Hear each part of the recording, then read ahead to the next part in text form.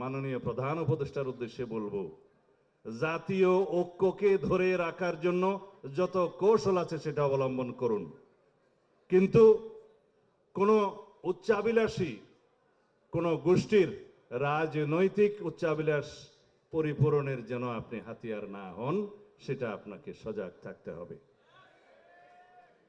আমরা অবশ্যই নতুন রাজনৈতিক দলের আগমনকে স্বাগত জানাবো, যদি সেটা কিংস পার্টি না হয়। সেই রাজনৈতিক দল যদি সরকারি সাহায্য সহযোগিতা ছাড়া স্বাভাবিকভাবে জন্মগ্রহণ করে, এই দেশের মানুষ সেটা স্বাগতম জানাবে।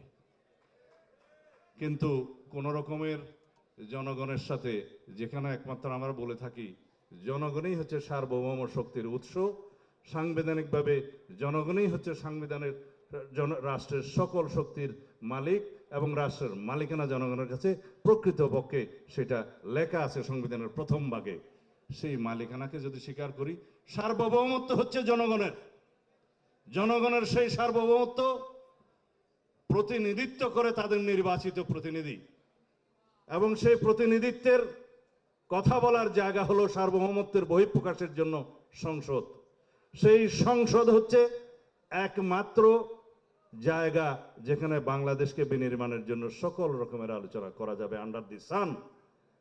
অন্তর্বর্তী সরকারের প্রথম ম্যান্ডেট হচ্ছে একটি সংসদ নির্বাচন অনুষ্ঠান করা, সুষ্ঠু, সুন্দর, নিরপেক্ষভাবে। যদি সংস্কার লাগে সংস্কার করতে হন, কিন্তু সংস্কার খেলা যেন আমরা না করি। সেই সংস্কারই আমরা করতে আহ্বান করেছি, যে এই সংস্কারগুলো সংসদ নির্বাচনের জন্য প্রয়োজন, প্রধানত অগ্রাধিকার সেখানেই দিতে হবে। নির্বাচন কমিশন গঠিত হয়েছে, ভোটার তালিকা প্রণয়নের কাজ চলমান, এবং প্রাতিষ্ঠানিক এবং আইনি সংস্কারের জন্য সমস্ত প্রস্তাব প্রদান করা হয়েছে।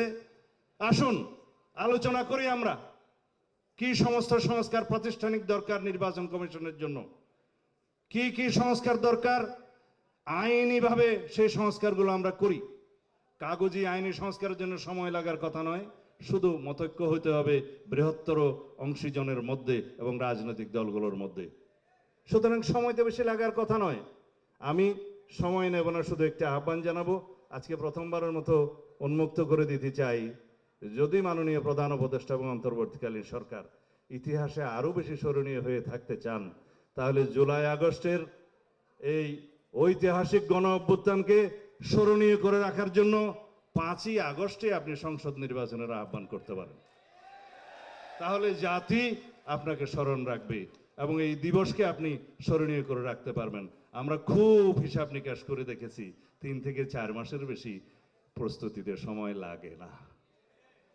12ই জুন নির্বাচন হয়েছিল বর্ষাকালে 1996 সালে। আমি নিজেও সেই একটা নির্বাচন করে জয়ী হয়েছিলাম। তখন জ্যৈষ্ঠ মাস, গরম এবং বৃষ্টি দুটোই আছে। যদি জুলাই আগস্টের আমাদের ভাদ্র মাসে বৃষ্টির সময় যদি বাংলাদেশে এই দক্ষিণ এশিয়ায় পৃথিবীর মধ্যে উল্লেখযোগ্য সবচেয়ে বৃহৎ গণ অভ্যুত্থান সংগঠিত হতে পারে, তাহলে কেন নির্বাচন নয়?